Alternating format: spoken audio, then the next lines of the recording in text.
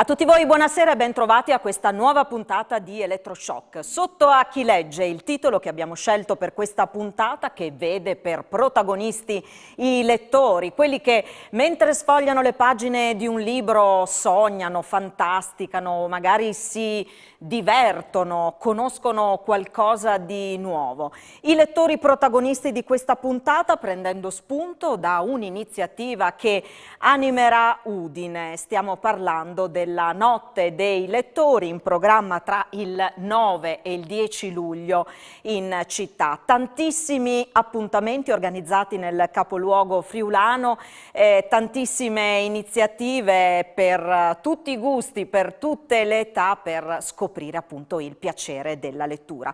Saranno diversi gli ospiti che si alterneranno questa sera in studio per raccontarci certo di questa iniziativa, ma per parlarci soprattutto di libri, di lettura, che cosa rappresenta oggi la lettura, che cosa è cambiato in questo mondo. Vado allora subito a presentarvi gli ospiti con i quali iniziamo a parlare. Saluto e ringrazio per la presenza Martina Del Piccolo, grazie per essere in studio con noi, che cura la direzione artistica della Notte dei Lettori. Grazie per essere con noi. E poi torna a Telefriuli Claudio Moretti, attore teatrale, autore, ma anche lettore, immaginiamo. Sì. Ecco, sì, che sarà protagonista peraltro anche del momento inaugurale di questa edizione della Notte dei Lettori. E tornando alla direzione artistica, accanto a Martina Del Piccolo c'è anche Paolo Medeossi, giornalista, che è appunto qui in studio con noi. Grazie intanto a tutti voi per essere qui. Parto subito da Martina Del Piccolo con una riflessione più in generale su questa iniziativa. Che cosa dobbiamo aspettarci dalla Notte dei Lettori? Partendo proprio da questo, è una vera, non solo un'iniziativa, ma proprio una festa dedicata a questa comunità sicuramente variegata e più numerosa di quello che si può pensare e immaginare, che è quella dei lettori.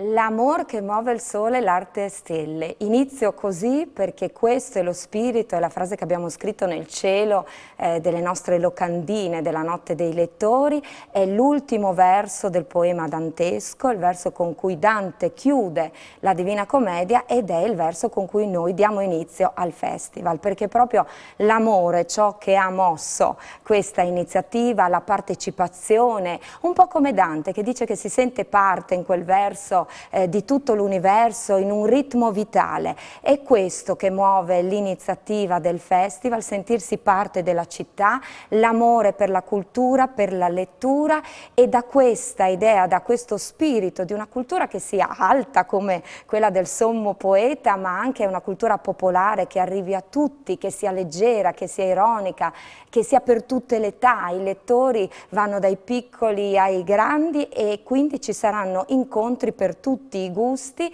50 eventi, 100 protagonisti. Per l'occasione abbiamo deciso per l'anno dantesco di suddividere la città in gironi, saranno 16 gironi, luoghi che ospiteranno incontri dedicati proprio al piacere di leggere. E poi ci sarà anche il girone dei golosi, perché anche le osterie hanno aderito alla nostra iniziativa, e quindi con menù a temi danteschi. Ecco, la tematica di Dante, accanto a tutte le altre tematiche, sarà sviluppata in ambito sia, come dire, di studio, di ricerca, ma anche leggero, ironico, provocatorio. Saranno distribuiti questi appuntamenti nelle zone esterne delle librerie, che sono protagoniste, perché è un festival che nasce da un'iniziativa appunto voluta dal comune e dalle librerie. E allora nelle librerie, nei luoghi esterni delle librerie, e poi in giro per la città di Udine, Loggia e altri luoghi suggestivi, questa tematica e tante altre. In particolare, dicevo, per quanto riguarda il tema dantesco, avremo diversi toni. L'inaugurazione sarà molto importante, andremo a ricordare che Udine è custode del codice dantesco, quindi che è uno degli 800 codici manoscritti della Divina Commedia. Avremo il professor Tilatti, si parlerà poi con Vernesi dell'arte nella Divina Commedia, avremo il conservatorio che darà l'avvio proprio proprio come un richiamo alla città con l'ensemble di ottoni, richiamerà al scoccare delle 4 con il suono appunto dei mori, ci sarà questo invito alla città ufficiale, gli appuntamenti però saranno già delle 9 del mattino e dentro questa inaugurazione avremo però anche il tono ironico, il tono leggero, abbiamo chiamato i meravigliosi del Teatro Incerto. E andiamo allora proprio dal Teatro Incerto per capire quale sarà insomma questo contributo che immaginiamo quantomeno semiserio, no? Beh, no, sì, a parte che con Dante ci si diverte ed è stato divertente per noi intanto tradurre. Noi abbiamo tradotto 20 anni fa tutta la Divina Commedia in friulano, a nostro modo. Poi questi materiali erano andati scomparsi, veramente scomparsi, sono stati ritrovati a fianco in un anfratto vicino alla tomba di Dante a Ravenna. Tutti sono stati trovati in rotoli, tipo i rotoli di Nag Hammadi, gnostici, sono la nostra traduzione gnostica, ed è stato divertente tradurli, ritrovarli e questa volta porteremo un pezzo, insomma non tutta la Divina Commedia, Okay. Anche perché noi abbiamo titolato proprio questo momento C'è Commedie, perché veramente quest'anno è tutto Dante, durante quest'anno sarà tutto Dante, perché devi sapere che Dante si chiamava Durante, Sì. ecco. Ma al di là di questo, poi tornerà nel dimenticatoio fra le aule scolastiche e poco altro. Ecco, e a proposito di questo, visto che hai detto leggendo Dante ci si diverte, sì, mi viene in mente proprio tutto quello che si sta facendo oggi nelle scuole e che si faceva una volta. Difficilmente si usciva da scuola amando la Divina Commedia, amando Dante, salvo forse qualche rara e fortunata eccezione. E adesso vediamo che anche i bambini più piccoli approcciano a Dante, lo fanno sicuramente in una maniera che è alla loro portata sicuramente, ma che fa scoprire un Dante diverso da quello che è stato raccontato prima a scuola. È un Dante che diverte, è un Dante che affascina, è un Dante che riserva delle sorprese. Questo per dire che davvero anche con la Divina Commedia ci si può divertire. Sì, condivido. Noi ci siamo divertiti di più anche con il De Vulgari Eloquenze, che è tutto in latino e che abbiamo tradotto in friulano, anche quello. E infatti devo dirti, cosa divertente, che quando sono stati ritrovati i rotoli nostri a Ravenna c'era un post-it di quegli anni, uno dei primi post-it, e c'era scritto appunto lei, chiar Dante, lei che il chi, così forse tu capissi c'è chi tu ha scritto, firmato Eructan Cefastu, ma di più non so dirti. Ecco. Vado da Paolo Medeossi proprio per tornare su questo, il piacere della lettura, che insomma è un aspetto fondamentale. Chi segue e chi attende iniziative come questa non ha bisogno di saperne di più da questo punto di vista, però davvero il piacere della lettura, che è un momento magico, no? Sì, il piacere della lettura, quindi i lettori, i protagonisti, però se non ci sono gli autori, anche i lettori rimangono un po' disorientati, quindi il nostro festival di 2 giorni che si tiene appunto venerdì e sabato prossimi ha tanti nomi di richiamo. Noi abbiamo sentito adesso questa interpretazione semiseria della commedia di Dante, però tanti appuntamenti fanno riferimento lì. Il sabato sera addirittura avremo un processo a Dante con protagonista Angelo Floramo e lì dovremo decidere perché c'è una sentenza da esprimere da parte di noi friulani, quindi noi la affidiamo a Floramo, alle sue arti magiche, vogliamo sapere se Dante è destinato all'inferno, al purgatorio o al paradiso. Aggiungo gli altri nomi perché appunto i lettori sono protagonisti, però gli autori faranno da guida in questa loro avventura di 2 giorni e quindi li elenco così come mi vengono. Maurizio Mattiuzza che chiuderà con un recital proprio ispirato al suo romanzo Il Malaluna, il festival del sabato sera. Poi ci sarà Bruno Pizzul, che è un protagonista del nostro giornalismo, del nostro sport, che la sera prima della finale europeo di calcio si racconterà, ma non solamente come telecronista, ma anche nei suoi ricordi letterari. Ballon e poesie si intitola infatti il suo intervento. Poi ci sarà Antonella Sbuez, Andrea Maggi, Alberto Garlini. Noi dedichiamo questo festival a Paolo Maurensic e quindi la sera del venerdì Alberto Garlini ci aiuterà a commentare, a ricordare, a evocare la variante di Lüneburg E poi ci sarà Giulia Mazza, la violoncellista, che dedicherà proprio un omaggio al Canon Inverso, la colonna sonora del film, tratto dal romanzo di Maurensis.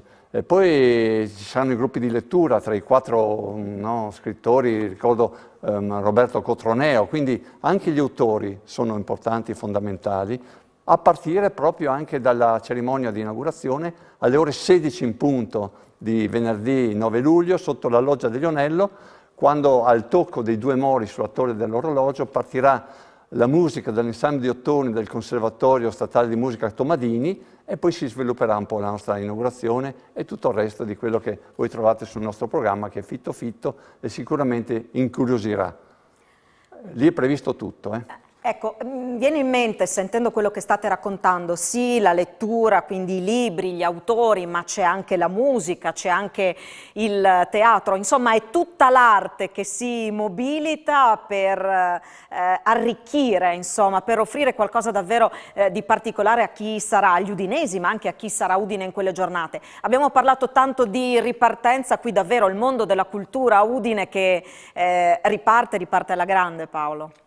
Sì, riparte alla grande e noi diamo questo nostro contributo di idee, come diceva prima Martina, che ha curato proprio le parti essenziali, le più importanti di questo programma. Ci sarà anche una passeggiata prustiana che è stata ideata da lei, la mattinata del sabato alle 8:45, partendo da Piazza Primo Maggio davanti al Conservatorio Tomadini. Sì, riparte anche con questa nostra idea che arriva ai lettori ma attraverso gli autori. I nomi nel nostro programma non mancano davvero.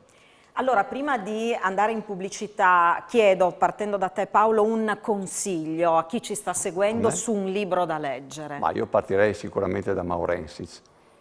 La variante di Lüneburg, però tra i suoi libri c'è sicuramente un libro, un titolo che può appassionare qualsiasi tipo di lettore. E questo è il primo consiglio di lettura. Claudio Moretti, un consiglio? Guarda, partirei dall'input che tu in qualche modo hai dato, Dante e i giovani. E quindi anche per le persone di una certa età che hanno poca dimestichezza con Dante, di prendere qualche edizione di un Dante per cui ci si possa approcciare, ecco, in modo magari non così complesso sicuramente come la Divina Commedia. Quindi anche comprarsi un libro per ragazzi, anche una persona adulta può fare questo. Io trovo spesso delle cose molto molto buone per me. Questo è vero, peraltro ce n'è tantissimi, tra il Dante D e poi insomma l'anniversario che si celebra, dai fumetti a qualsiasi altro genere, c'è davvero di tutto, anche per un nuovo, se non per un primo approccio, per un nuovo approccio a Dante. Martina? Sicuramente Maurensis in questo anno, e io vado a consigliare proprio l'ultimo suo libro pubblicato nel 2020, quindi Pimpernel.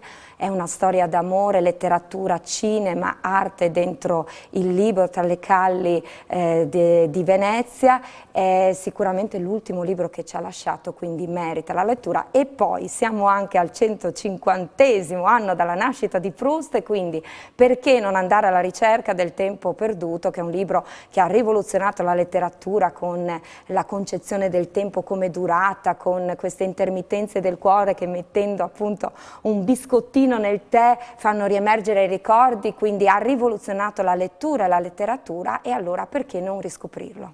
Ci fermiamo proprio con questi consigli di lettura per la pubblicità. Altri consigli di lettura nel corso di questa puntata e altre curiosità sulla Notte dei Lettori e non solo. A tra poco.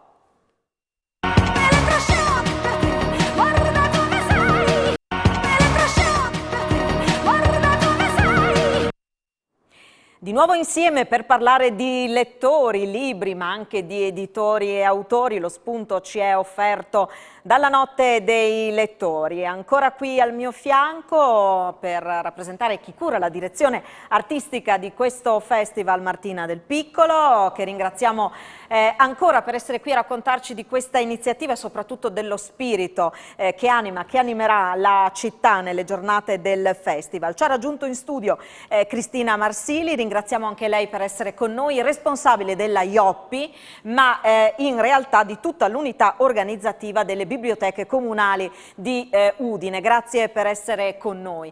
Come si diceva, protagonista di questa iniziativa l'arte a tutto tondo, non solo la lettura, e allora ringraziamo per essere in studio con noi, per portarci la sua arte, per portarla a chi ci sta seguendo da casa, DJ Tubet. Grazie molte, davvero. Rapper, autore, che sarà tra i protagonisti anche lui di questa iniziativa. Ci faremo raccontare come, in che modo e a chi in particolare si rivolgerà durante questa 2 giorni. Parliamo di biblioteche. Intanto la prima domanda che sorge spontanea è: Udine è una città che legge? Udine è una città di lettori?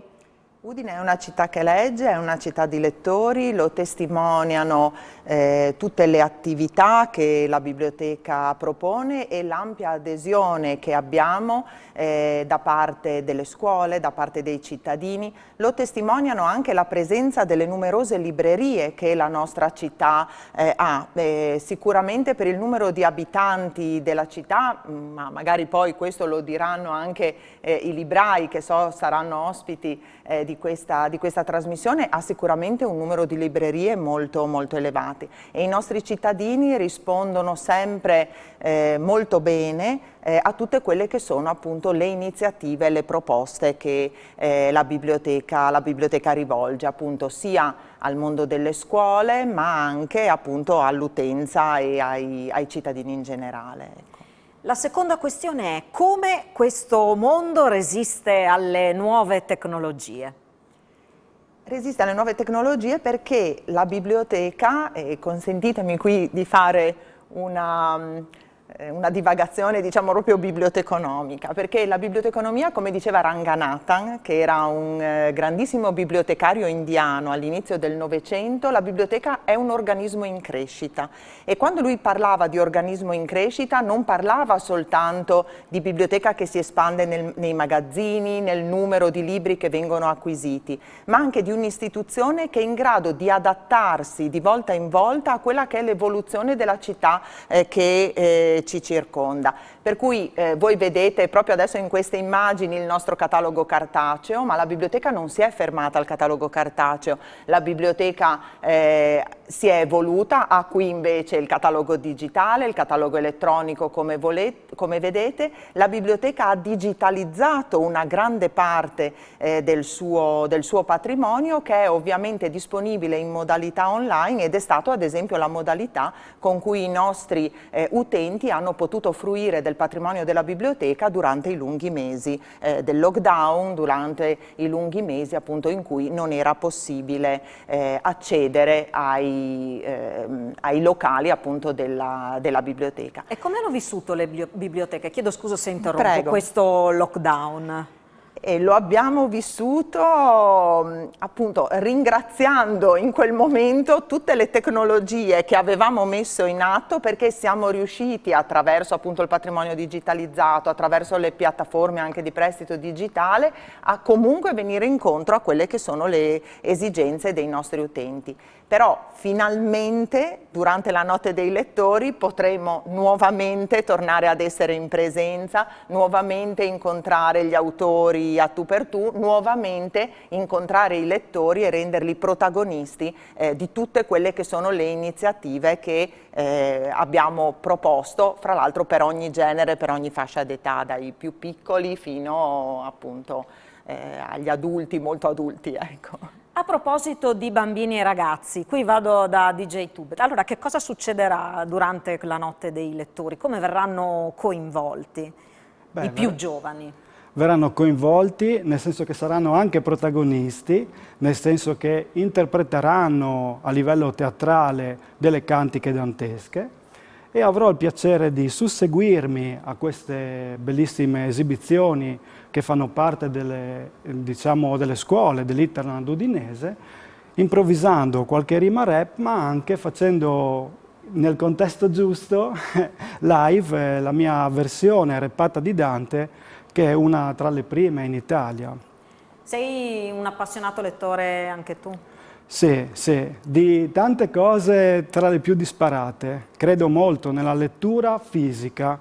Non riesco, mi porto sempre dietro la carta, ad esempio, non riesco proprio a leggere a monitor, ho bisogno di stampare, perché è una cosa, un media molto concreto che permette all'essere umano di autoindagare anche la propria anima, calmandosi, leggendo sempre più profondamente. Quindi è un'attività, se vogliamo, interiore, anche la lettura, invece a monitor si legge in maniera più frettolosa. E questo è quello che pensano in tanti che ancora non riescono, no? O più che non riescono, magari proprio non vogliono, non è nel loro interesse fruire della lettura attraverso le nuove tecnologie. Di che cosa si nutre la tua improvvisazione? Si nutre della realtà, un po' come gli scrittori. Sono affascinato anche alle opere, secondo me, cioè scusi, alle opere di vita, alla personalità che ha scritto il libro, perché gli artisti devono vedere altri artisti di altre arti per riuscire a trovare ispirazioni. Cioè, io che rappo, se vedo la vita dei rapper, ok, non mi dà molto, ma se vedo la vita ad esempio di Proust o di questi scrittori qua, io, come dire, cado in uno stato di ammirazione, perché c'è una dignità molto profonda, una serietà artistica che soltanto gli scrittori o i pittori dell'arte figurativa di un tempo riuscivano a incamerare, insomma. Ecco allora che il ritorno in presenza, quindi il contatto con gli altri, siano essi pubblico o altri artisti, insomma diventa fondamentale. Sì, diventa fondamentale perché ad esempio il rap alla fine è poesia, è un po' un ciclo che si ripete della poesia orale, però la prima poesia, se vogliamo forse anche quella dantesca, no? Era pensata per essere declamata su un ritmo che diventava corporeo, un po' come noi nel freestyle. E quindi il rap ha bisogno di questa corporealità e di questo rapporto dialettico col pubblico, di questo entusiasmo, questa tensione, questa magia, questa imprevedibilità che solamente il pubblico sa dare, ma anche le biblioteche, credo, essendo una rete che deve sviluppare una certa coesione positiva e si spera che stimoli nel lettore più che altro nei giovani un'idea di cambiamento, di positività, no? C'è bisogno che entrino in biblioteca. È bello l'online, ma bisogna costruire dei rapporti con chi entra che ti può dare degli spunti, non solo l'addetto ai lavori della biblioteca, ma proprio i lettori fra una pausa e l'altra. Questo climax, questa sensazione è importante che sia reale. Magari chiederemo poi alla fine di questo blocco un'improvvisazione a tema. Vado da Martina, si diceva prima la lettura come un'esperienza intima, personale, che può essere sicuramente individuale, che in questa occasione si nutre proprio dell'incontro e del confronto. Sì, e questo vale per tutti, anche per i più piccoli che hanno veramente sofferto tanto. Io mi lego a questo filo, no? Del rap, dei giovani, della biblioteca, che è stata a cuore sia della fase proprio dell'aspettando la notte dei lettori. Io ricordo un bellissimo coinvolgimento dei bambini grazie ad Amatra con Don Chisciotte, ero anch'io diventata bambina in mezzo a loro, una cosa meravigliosa. E poi 10 saranno le iniziative dedicate ai ragazzi, ai bambini che partono proprio dalla biblioteca Iopi, oltre a altre librerie. È bellissimo, è importante coinvolgerli perché hanno sofferto più di tutti e vederli con lo stupore e il piacere di stare insieme, già abbiamo assaggiato questo nella fase dell'anteprima, è meraviglioso, il confronto, l'incontro e questo è veramente molto bello. A proposito di ragazzi, mi leggo a questo filone, ci saranno 2 appuntamenti importanti sotto la loggia del Lionello che riguardano i ragazzi. Uno sarà l'incontro tra 2 scrittori che sono anche prof, Antonella Sbuels e Andrea Maggi. In questo caso parleranno certo dei loro anche libri, hanno scritto recentemente 2 libri che hanno per protagonisti i ragazzi, ma verranno fuori i sogni, le passioni, la sofferenza anche di questi ragazzi in questo anno così difficile e ci racconteranno la vita dai banchi di scuola ai banchi appunto della vita, anche loro, a loro chiederemo appunto come lettori, perché poi in realtà tutti gli autori che vengono ospiti verranno interrogati sul loro ruolo di lettore, quali sono le loro letture. In questo caso con Sbuels Maggi si creerà una situazione anche significativa e divertente nello stesso tempo, perché Maggi sarà in collegamento dal set televisivo in cui girerà il collegio, il reality che va in onda su Rai 2, e allora si verrà a creare la DAD, la didattica a distanza, e questa è una tematica importante che insomma ha colpito molto e ha segnato questo anno scolastico. Ci sarà anche, dico proprio al volo questa cosa importantissima, Radio Magica con il tema dell'inclusione, i ragazzi e quindi la lingua dei segni, e questo è un altro messaggio molto importante. Assolutamente, si diceva Udine città dunque di lettori, Udine anche città del patto della lettura, giusto? Udine ha ricevuto il riconoscimento di città che legge da parte appunto del MIBACT, e uno, diciamo, degli step di questo patto è appunto la firma del patto per la lettura. Lo avevamo già siglato nel 2017. Il patto ha una durata di 3 anni e la Notte dei lettori sarà veramente l'occasione per poter siglare nuovamente questo patto, che è, diciamo, una sorta di alleanza fra tutti quelli che sono i soggetti che individuano nella lettura una risorsa strategica per la cittadinanza, per tutti i cittadini. La firma del patto per la lettura è soltanto in realtà l'atto conclusivo, l'istituzionalizzazione in realtà di una rete di rapporti che esiste all'interno della città e grazie alla quale eventi come la Notte dei lettori sono possibili. Non avessimo i contatti con le librerie, con gli editori, con le altre biblioteche, con le associazioni, con chiunque, insomma, non si sarebbe potuto realizzare questo grande evento che stiamo accingendoci a vivere. Chiedo anche a lei, per finire, un consiglio di lettura.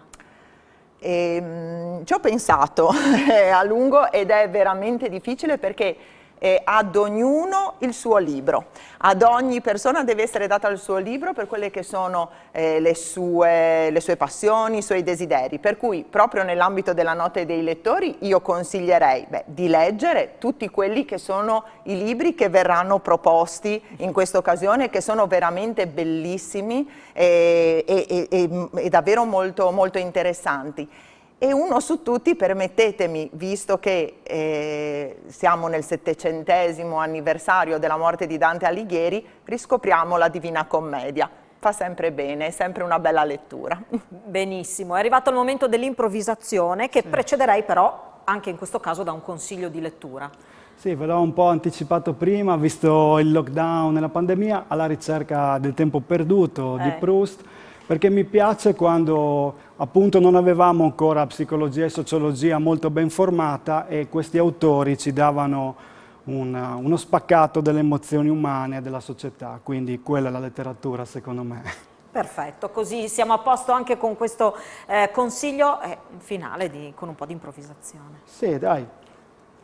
Voi di casa uscite sicuramente fuori, perché nel cemento noi siamo i fiori. Sto parlando della Notte dei lettori, con tutti i suoi artisti, protagonisti, non mi lamento, ce n'è più di 100, in 50, happening, a.k.a. avvento di intrattenimento, solamente in 2 giorni, è palese. Per tutto questo programma io vorrei un mese, o almeno l'edizione invernale, come diceva un tot prima, Cigolot, big up a Electroshock dietro la trasmissione. Ti saluto così in improvvisazione.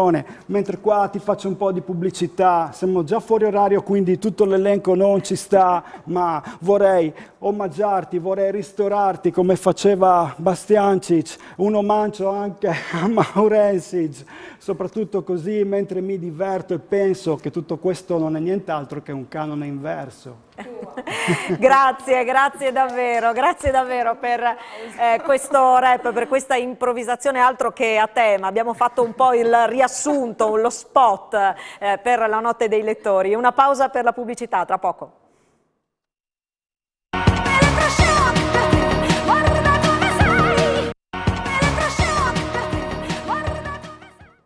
E allora l'8ª edizione della Notte dei lettori diventa questa sera occasione per parlare di libri, di lettura, di tutto ciò che questo rappresenta, partendo proprio da questa iniziativa che animerà il centro cittadino di Udine in questa 2 giorni. Parto di nuovo da Martina Del Piccolo, un invito a chi non conoscesse, a chi non avesse partecipato in passato a questa iniziativa, perché non perdersela? È la vostra festa, è il vostro festival, perché è il festival delle storie, delle letture, ma delle storie che entrano anche dentro la musica, dentro il teatro, e poi c'è anche il piacere di andare a riscoprire Dante nelle osterie. Sottolineiamo questo aspetto che rende partecipa un po' tutta la città. Sì, sono belli i versi di Dante, ma sono belli anche i menù che hanno preparato gli osti di Udine, perché ci sono le uova in purgatorio, c'è la selva oscura, fatti non foster per vivere come bruti, ma per mangiare fagioli e bere vino. Insomma, c'è il piatto Caronte, ce n'è per tutti i gusti, e poi tanti appuntamenti per emozionarsi, per stare insieme. Io vi ricordo nel dettaglio proprio il nostro programma, lo trovate nel sito www.lanotedeilettori.com, e poi ancora tutti i social, perché nei social troverete passo per passo questa notte. Io approfitto anche per ringraziare Telefriuli per l'attenzione data a noi come festival, e anche alla lettura, alla magia della lettura e al piacere di ritrovarsi dentro le storie e di emozionarsi. Protagoniste di questo festival sono anche e soprattutto, direi, le librerie, ognuna con la sua personalità. Abbiamo citato qui nomi importanti di autori che saranno presenti, ci sarà appunto Bruno Pizzul, Floramo, Garlini, ne abbiamo detti tanti, il recital di Mattiuzza, insomma, e poi il resto lo trovate nel programma. Però ogni libreria, al di là dei nomi importanti, ha curato nel dettaglio degli incontri pensati proprio per i lettori, dai piccoli ai grandi, e questa è la magia, tant'è che l'idea di andare a fare questa passeggiata proustiana per i 150 anni della nascita di Proust, insieme ci sarò io di guida con Paolo Medeossi, quindi la direzione artistica, che si mette a passeggiare perché alla ricerca del libro perduto andremo non a scoprire la Udine dei monumenti, per quello ci saranno altre occasioni, ma la Udine del libro, i luoghi del libro, di libreria in libreria, a incontrare proprio i librai, perché i librai sono appassionati, ci raccontano tante cose, ci suggeriscono le letture. Andremo ad incontrarli, andremo in biblioteca e poi anche in una rilegatoria, quindi luoghi del libro per riaccendere e riscoprire proprio il piacere della lettura. Ecco, abbiamo raccontato, stiamo raccontando di tutte le varie componenti, no, che scendono in campo per questa iniziativa. Ognuno mette il proprio per il successo e la riuscita del festival. Ci sono i lettori che naturalmente rappresentano la componente principale, ma abbiamo più volte detto che cosa sarebbero i lettori se non ci fossero gli autori, se non ci fossero gli editori, se non ci fossero le librerie. Abbiamo parlato anche delle biblioteche. Entriamo nel dettaglio proprio delle librerie e degli editori, e lo facciamo con gli altri ospiti che gentilmente ci hanno raggiunto in studio. Allora saluto Marco Gaspari, libraio che è anche presidente degli editori del Friuli Venezia Giulia, grazie per essere con noi. Un saluto anche a Cristina Martincic, libraia con una grande attenzione per l'arte. Poi ci faremo insomma spiegare meglio perché e come questo poi si tradurrà praticamente in occasione del festival. Partiamo dal più o meno come abbiamo fatto, no, con le biblioteche, chiedendo come appunto è cambiato questo settore, come è cambiato il vostro mestiere con l'avvento delle nuove tecnologie, e quindi se in qualche maniera vi siete riprogrammati, reinventati, se avete immaginato qualcosa di diverso per contrastare tutto ciò che accade in rete. Certamente, è una bellissima domanda, anche perché mi dà modo di dire qualche numero. Praticamente un libro su due in Italia viene venduto da librerie virtuali, non librerie fisiche. Questo vi fa capire quanto si sia trasformato in pochissimi anni il mercato del libro. Il tema delle librerie è strettamente legato a questo numero, perché immaginate voi che cosa ha comportato per tutti i librai che stanno faticosamente facendo il loro lavoro, consigliando e puntando tanto sulle loro specificità, le loro peculiarità.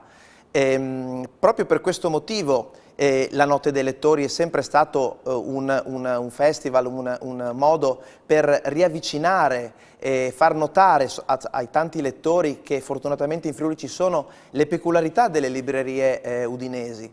peculiarità che hanno portato appunto, come si diceva prima, alla creazione di una associazione dei librai udinesi che, nonostante una volta si guardassero in cagnesco eccetera, hanno deciso di unire le loro forze per proporre qualcosa di nuovo, di diverso e di unico rispetto a tutto il resto che viene proposto nel mondo del libro in generale. Amazon sicuramente, IBS, tutti i siti che vendono libri hanno una potenza di fuoco importante. Tuttavia noi crediamo che le peculiarità, le specificità e le personalità che vivono all'interno delle librerie, e in particolare delle librerie udinesi, possano consentirci di sopravvivere e di contrastare fortemente questi mostri sostanzialmente. E la Notte dei lettori è uno di questi momenti, è un momento in cui praticamente tutti i lettori si possono rendere conto con le loro mani di cos'è andare per librerie, di quali sono questi valori aggiunti che le librerie offrono, il contatto, la conoscenza dei libri, il consiglio che spesso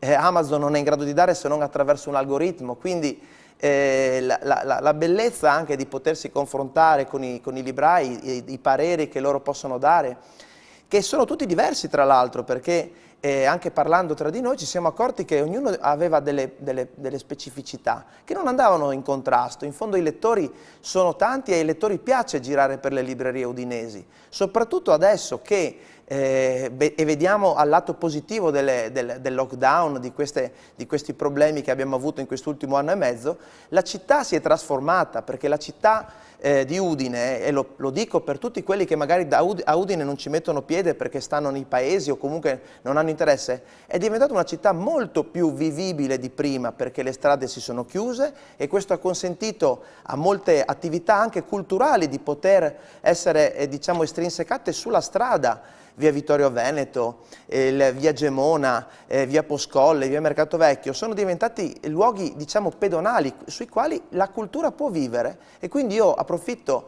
anche di Telefriuli che arriva in tutto il Friuli per far notare che la città è diventata più fruibile anche per chi ama il libro, e questo ritengo sia molto importante. Bello, ci piace molto questo viaggio alla scoperta, alla riscoperta delle librerie, questo andare per librerie che è affascinante per chi già lo fa come abitudine, come consuetudine, lo può essere ancora di più per chi magari questa abitudine l'ha persa. Andando dalla nostra ospite, allora parliamo, no, di come poi le librerie riescono a immaginarsi in maniera diversa, a reinventarsi, a proporre qualcosa di diverso, di particolare che si può trovare solo lì, in quella libreria e non altrove. E questo lo sanno bene le persone che frequentano le librerie e che ne amano l'atmosfera e che arrivano a riconoscerne il profumo caratteristico, tipico. Che cosa si è inventata lei? Allora, intanto grazie dell'invito e sono onorata di essere qui. Noi siamo una libreria che è nata innanzitutto come libreria antiquaria, e all'epoca, 26 anni fa, lavoravamo quasi esclusivamente per corrispondenza. Era tutto un mercato appunto dove la fisicità del libro, addirittura facevamo i cataloghi cartacei, avevamo un abbonamento con la posta e c'era tutto un andirivieni di cartaceo e anche di corrispondenza con i clienti, corredato da qualche semplice telefonata. E poi in realtà ovviamente anche noi ci siamo dovuti adeguare chiaramente alle leggi della rete. Oggi è tutto cambiato, anche noi ci confrontiamo quotidianamente con la rete. Noi abbiamo un'attività un po' particolare perché siamo molto devoti all'arte e noi trattiamo sia il libro fuori commercio che di difficile reperibilità, sia il libro invece molto contemporaneo. Io mi rivolgo molto anche a case editrici internazionali, noi trattiamo il libro inglese, il libro francese, insomma delle case editrici specializzate che poi vanno comunque, sono tutte scelte che interagiscono però sempre con quello zoccolo duro della libreria, che è il libro comunque fuori catalogo, che si interessa insomma all'arte. Quindi non siamo spesso una libreria fortemente riconoscibile, facciamo spesso delle vetrine che a me sembrano molto eloquenti, ma poi in realtà mi rendo conto che a volte il pubblico è così un po' sconcertato, anche se apprezzano molto effettivamente anche la novità. Noi siamo per la verità anche una libreria nomade perché frequentiamo ovviamente abbiamo degli impegni fieristici molto importanti, siamo una delle librerie di Artissima a Torino, per esempio, frequentiamo appunto dei luoghi insomma, particolari dove ovviamente si parla di arte contemporanea, e quindi chiaramente le nostre scelte sono ovviamente guidate anche da questo tipo di movimento. Brevissimamente, siamo quasi in conclusione. In occasione della Notte dei Lettori che cosa accadrà di particolare? Noi avremo un'installazione artistica di Luigina Tusini, che è un'artista qui friulana, e che proporrà una sua particolare lettura dei libri che sceglierà in libreria da noi e che andrà a commentare con degli oggetti che trova sottoterra. Quindi fa un po' allo stesso approccio, è divertente perché le abbiamo chiamate letture sottosopra.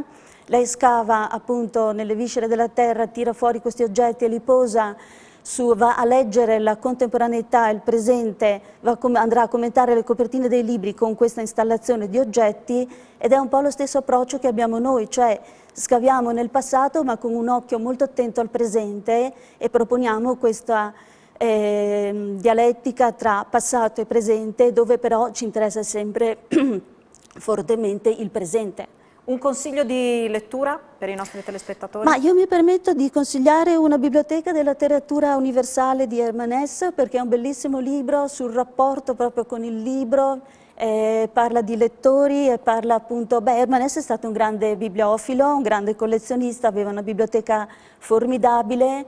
Chiaramente questo è un libro che parla di bibliofilia, ma parla soprattutto di un atteggiamento molto di cuore proprio nei confronti della lettura. A livello di pillole, però, è giusto ricordare tra i diversi appuntamenti anche queste iniziative. I gruppi di lettura e la caccia al tesoro, rapidissimamente. Allora, velocemente, l'evento clou è la caccia al tesoro, un evento coinvolgente che inizia venerdì alle 19 per gli adulti, partenza dalla Loggia di San Giovanni, e il sabato alle 15 col freschino, sempre dalla Loggia di San Giovanni, vedrà coinvolti i ragazzi. Per quanto riguarda i gruppi di lettura, ci sono 4 gruppi di lettura in 4 librerie di Udine, la Libreria Moderna, la Libreria Feltrinelli, l'Einaudi e la Libreria Tarantola, ma anche in tante altre librerie ci sono tutta una serie di manifestazioni e di incontri che vi invito a vedere, sfogliare e leggere dal sito www.lanottedelettori.com per prendere coscienza di tutte le decine di presentazioni, di incontri che, torno a dire, rappresentano le peculiarità di ogni singola libreria udinese. Per la caccia al tesoro bisogna applicarsi, bisogna studiare però. Bisogna studiare, bisogna correre. Scarpe da ginnastica, quindi prima la lettura e poi munirsi di scarpe da ginnastica e darsi da fare, giusto? Certo, esattamente. Tutte le indicazioni allora le trovate nel sito. Un consiglio di lettura? Allora, io consiglio di leggere un libro forse un po' impegnativo, ma comunque ritengo che sia valido per tutti. È un libro scritto da Jared Diamond, Armi, acciaio e malattie. È un saggio, ma che racconta molto di noi. Grazie, allora ringrazio anche voi e tutti gli ospiti che si sono alternati qui in studio. Allora noi ci fermiamo, facciamo una pausa per la pubblicità e poi abbiamo ancora qualche minuto da trascorrere insieme e anche gli ultimi consigli di lettura. Tra poco.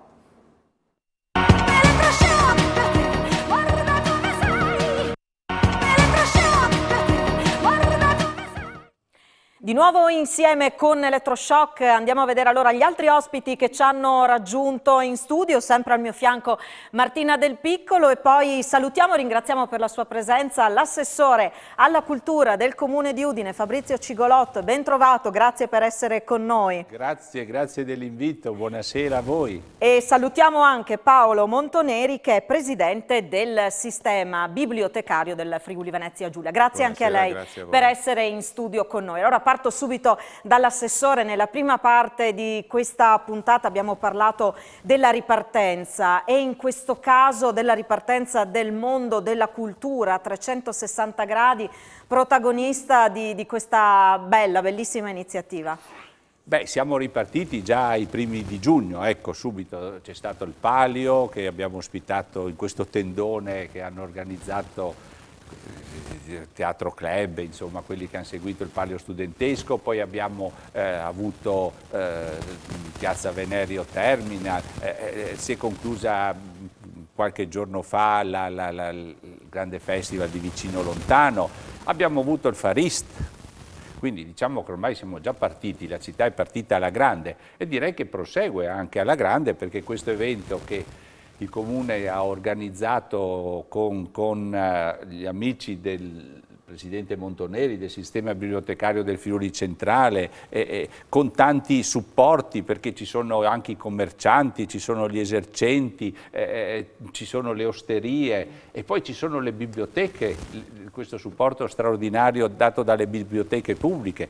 L'Associazione dei Librai di Udine, che è una realtà, penso che molti ci possono invidiare, proprio per il fatto che ci sono aggregati che promuovono di continue iniziative. L'Associazione degli Editori, che anche questa è un'iniziativa che in qualche modo si lega alla Notte dei Lettori, perché è partita anni fa proprio a seguito appunto dello stimoli ricevuti all'interno della Notte dei Lettori. Quindi ci sono tanti elementi che concorrono a fare di questo momento, che si colloca in questo periodo dell'anno un po' insolito, perché di solito la facevamo alla fine del mese di maggio, quel periodo lì. Ecco, siamo adesso a metà luglio, vediamo come risponderà la città, ma io sono convinto che risponderà benissimo, perché poi il cartellone è un cartellone molto molto stimolante, interessante, ci sono aspetti culturali ma anche aspetti che consentono, come dire, di stare con piacere insieme e di divertirsi, ecco, per il significato proprio della parola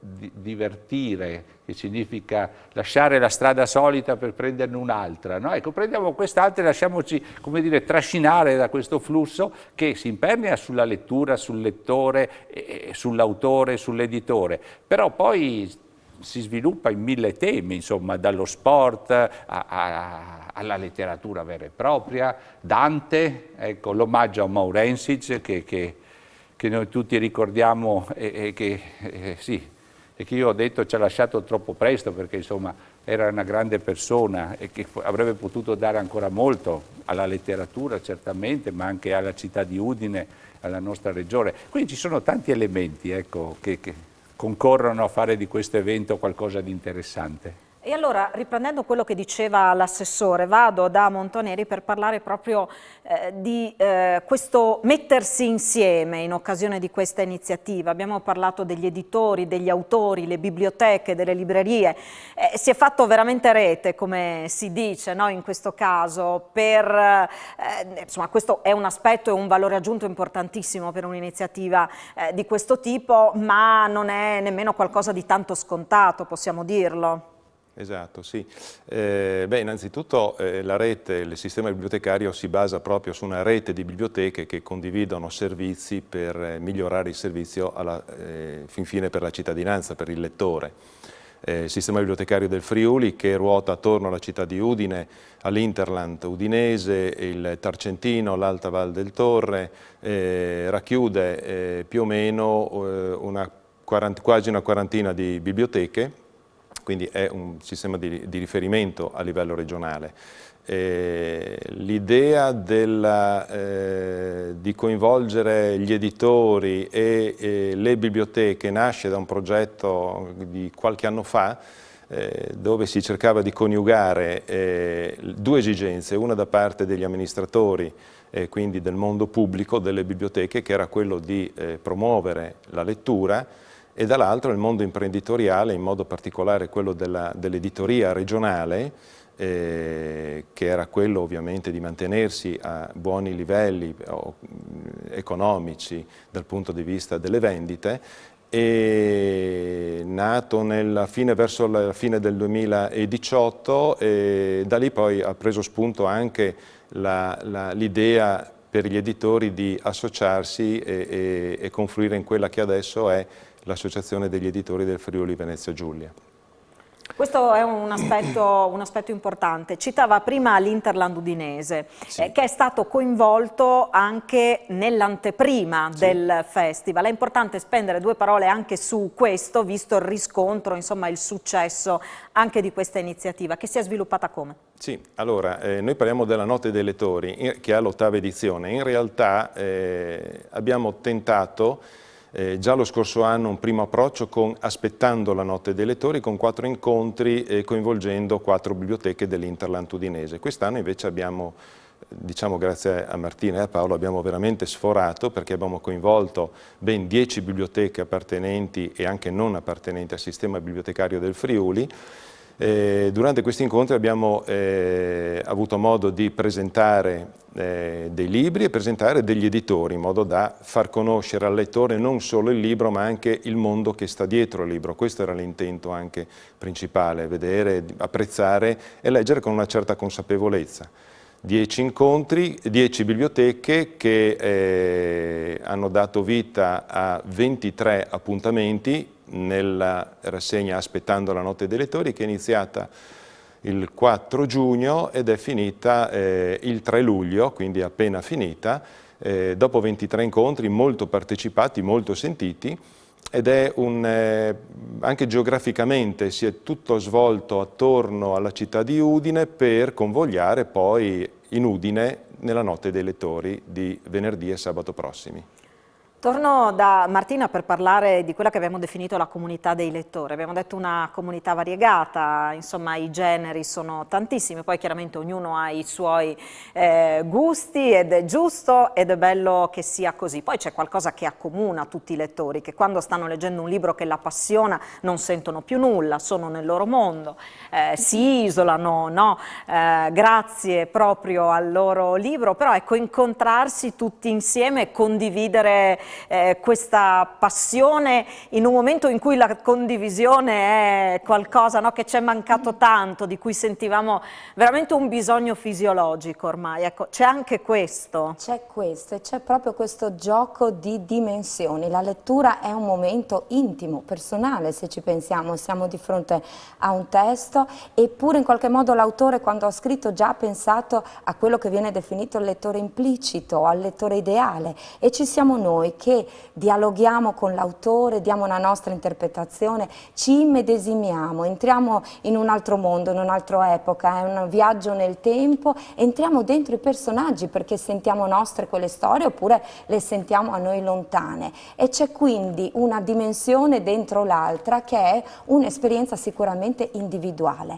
Un'occasione come questa, un festival che è interamente dedicato ai lettori, trasporta questo nell'ambito della condivisione. Ci è mancato tantissimo ritrovarci insieme proprio nelle storie, in quello che ricordava l'assessore Montoneri, quello che è stata l'anteprima della notte dei lettori. Noi abbiamo fatto proprio questo, no? Il nostro motto in quel caso era a rivedere le stelle, le storie, le schiere, a rivedere le stelle, che era il desiderio di Dante dopo aver attraversato l'inferno, e noi in questo anno appunto abbiamo attraversato il buio, e poi però le storie, perché abbiamo messo la parolina storia perché ci sono mancate le storie, il trovarsi insieme, e poi la parola schiere. Dante la usa spesso nel poema, eppure a noi non importa se queste schiere sono di anime dannate o beate, ci interessa l'idea proprio di moltitudine, di ritrovarsi insieme. Questa è stata un po' l'anteprima che ora esplode nella notte dei lettori.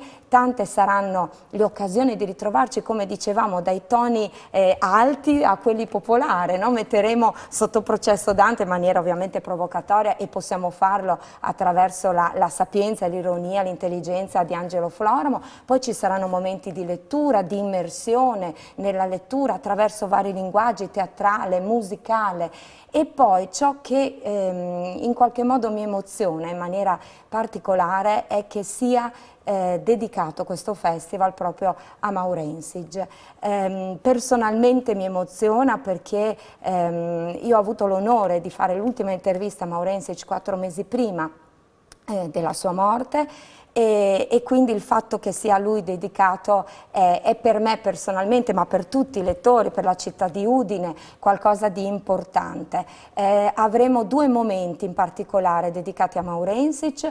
Uno è la lettura, il commento che Alberto Garlini farà, ci incanterà e ci farà entrare anche dentro quelle che sono le strategie narrative di Maurensic, che poi sono come una partita a scacchi, perché lui era un grande giocatore di scacchi, con la variante di Lunenburg, questo appunto venerdì sera. E poi subito dopo ospite Giulia Mazza, che è udinese. Suo nonno è stato un presidente dell'Udinese, colui che ha portato Zico a Udine. Ebbene, lei ha una storia molto commovente e significativa. Nella sua sordità, nel suo silenzio, ha dato spazio alla musica e ci ha regalato la musica ha fatto parte della sua vita. Ci faremo raccontare questo, Inverso, e torno a Maurensic dicendo che lei è violoncellista, anche Maurensic suonava il violoncello, e a lei abbiamo chiesto di farci sentire le note di Canone Inverso di Ennio Morricone,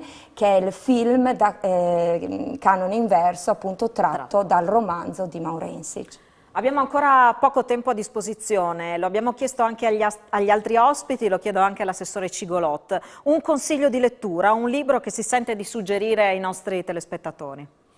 Beh, io ho detto che ci sono gli editori, ecco, e i librai. I librai di Udine quest'anno hanno voluto dare alle stampe un libro, Diario dal carcere, di Segoleh Golem, la pronuncia è quello che è, una ragazza iraniana che è stata messa in carcere dal regime che regna a Teheran. Ecco, io consiglierei questo libro, è un libro di grande significato che ci trasporta in questa dimensione terribile del carcere, di un carcere femminile, con tutto quello che può succedere a una giovane ragazza ingiustamente detenuta. Ecco, io consiglierei questo libro perché è un libro importante. Però prima di chiudere, direttore, mi consenta di dire un grande grazie ai direttori artistici.